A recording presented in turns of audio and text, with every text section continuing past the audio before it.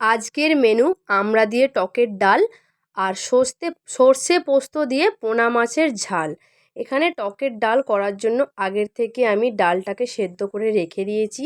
তারপর কড়ার মধ্যে তেল দিয়ে তেলটা যখন গরম হয়ে যাবে তার মধ্যে অল্প কিছু সর্ষে দিয়ে দেবো, একটা শুকনো লঙ্কা দিয়ে দেবো।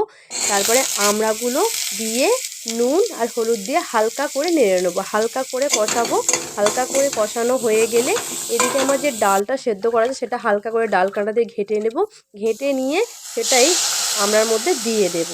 দিয়ে দেওয়ার পর আমরা হালকা করে নেড়ে নিয়ে থালা চাপা দিয়ে দেব। দেখব কিছুক্ষণ পর থালাটা খুলে দেখব ডালটা চেকে টক হয়েছে কি না। খুব একটা বেশি টক হয়নি বলে আমি আমড়াগুলো তুলে নিয়ে এইভাবে চটকে নিয়েছি যাতে টক হয়। আপনারা ঠান্ডা হয়ে গেলে চটকাবেন, আর অবশ্যই দুটো দুটো করে চটকাবেন। আমি একসাথে সব চটকে ফেলেছিলাম বলে বেশি টক হয়ে গেছিলো। দুটো দুটো করে চটকে চটকে দেখবেন কতটা কি টক হয়, সেই বুঝে চটকাবেন, একসাথে সব চটকানোর দরকার নেই। তারপর চাপা দিয়ে দিলাম। কিছুক্ষণ পর চাপা খুলে দেখলাম টক ফুটে গেছে, ডাল ফুটে গেছে, আমার টকের ডাল রেডি হয়ে গেছে।